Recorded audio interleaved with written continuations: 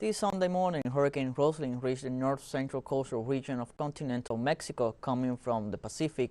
A total of 323 municipalities and 8 states are on alert. According to the latest update from the National Hurricane Center, Roslyn landfell in central Mexico in northern Nayarit on Sunday morning as a strong Category 3 hurricane with sustained winds of 193 kilometers per hour.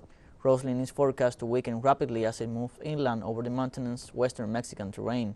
The storm surge is also expected to cause significant flooding.